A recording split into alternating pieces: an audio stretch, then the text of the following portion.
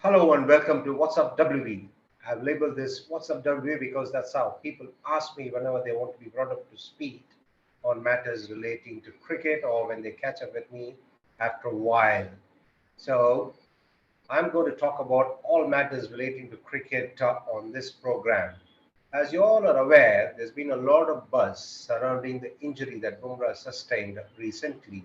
There's been all sorts of reports, there's all sorts of conjectures, and there's been all sorts of views that have been expressed from all quarters. The fact of the matter is that Bumrah is injured, he sustained a back injury, and he is not playing in the ongoing South Africa series.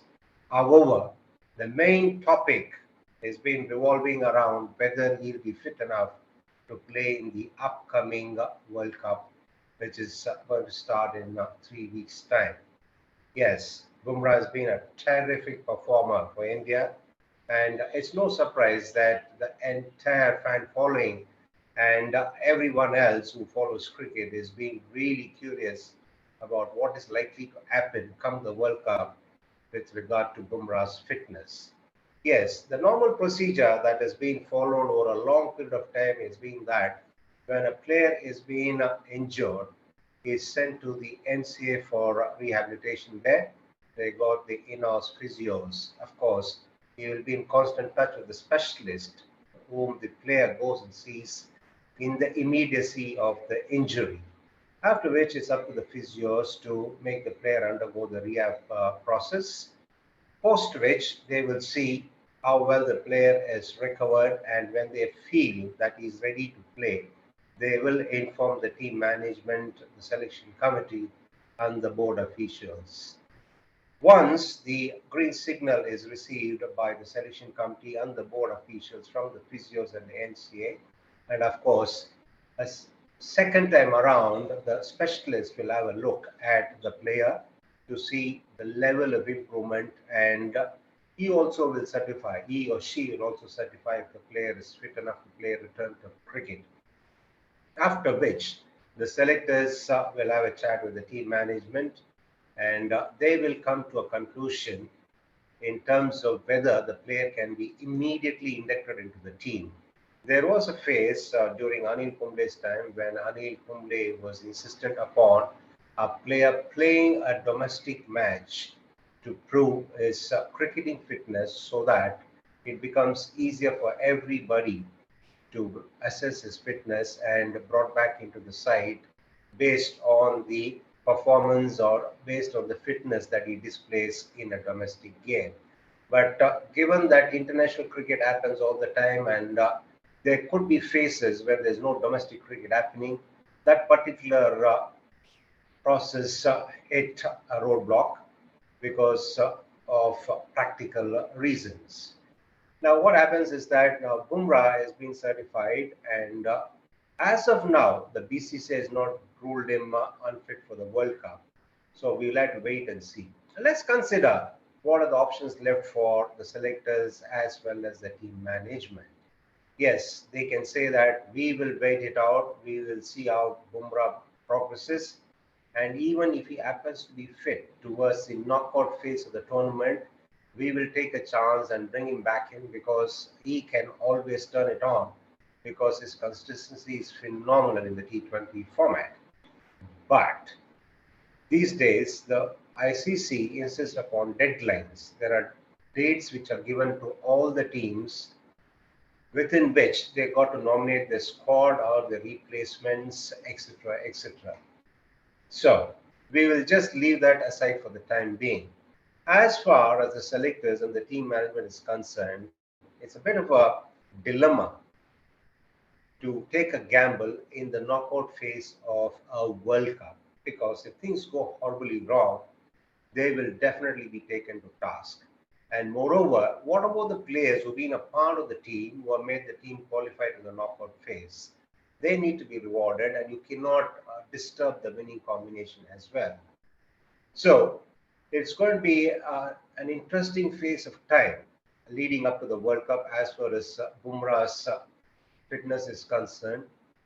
And the selectors also had to have a plan B here because in the event, if at a later date, closer to the start of the World Cup, if Bumrah is ruled unfit, they got to try and decide on the replacement for Bumrah. What are the options they have? They have either Siraj or Deepak Chahar. It's going to be another conundrum for them to solve, isn't it? Siraj can be really quick, feisty. He'll obviously love bowling on Australian tracks because the bounce is there. He's someone who hits the deck hard, and he's done well when he's toured Australia. The other option is Deepak Chahar. He is also coming back after he sustained an injury. He played the Zimbabwe series, and he's also one who's been doing well. He's one who relies on making the ball swing. What was heartening to see was that when he came back after sustaining an injury and recovering from it, he had not lost the art of making the ball swing, which is very important for somebody who relies mainly on the ball swinging in the air. Deepak Chahar has also done well in the T20 format. He can also be a handy batter, and he's good on the field as well. If you're talking about multi-dimensional cricketers, Deepak Chahar definitely fits that bill. So these are the two options, and they've also been named as the standbys by the selection committee headed by Chetan Sharma.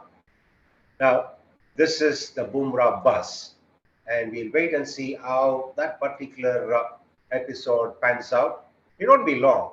A decision has to be made sooner rather than later, but hopefully Bumrah will be ruled fit. But a back injury always takes time.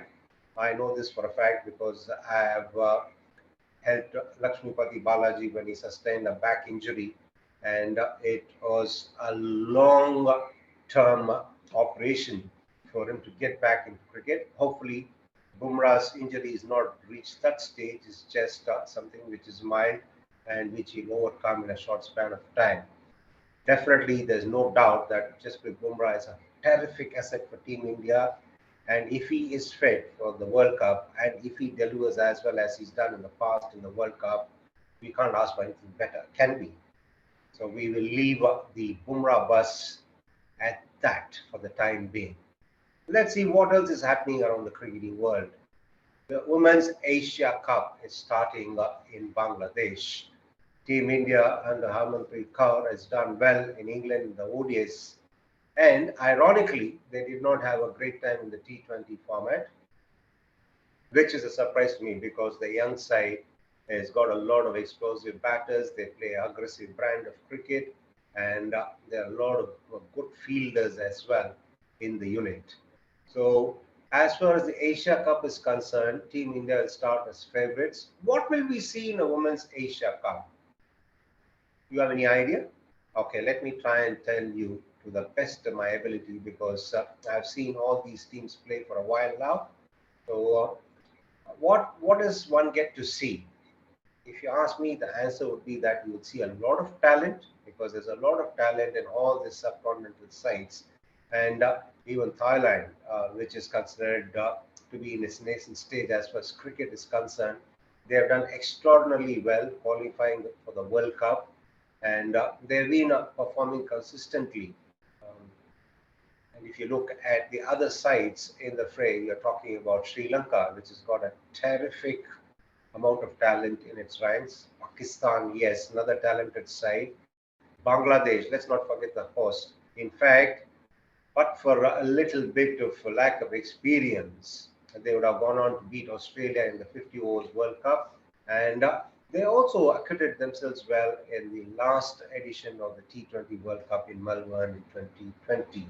Sri Lanka did extraordinarily well as well in that edition. They dropped a few catches at crucial junctures against Australia.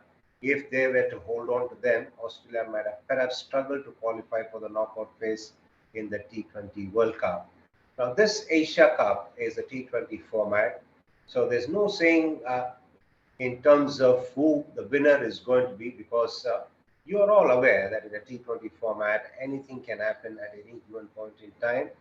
And that's exactly how I see this panning out too, because there's a lot of talent. All these girls are talented, they've got terrific attitude, and they'll be looking forward to be at their best because As far as Asia is concerned, this is perhaps one competition they will probably give more than they normally would in a World Cup, because this means supremacy in Asia, and you are playing against a terrific amount of talented cricketers, and you want to be at your best and win the cup for your side. And that's exactly how all the teams will approach this Women's Asia Cup. We're in for some excitement, we're in for some fantastic spectacle as far as this Women's Asia Cup is concerned. Now that's it from me on this particular episode of What's Up WB. I will be churning out episodes quite regularly, so be with me whenever I come on and discuss various things about cricket for your benefit, and also for me to try and provide you with my take on what's happening in cricket. So until I see you next time, take care and be good.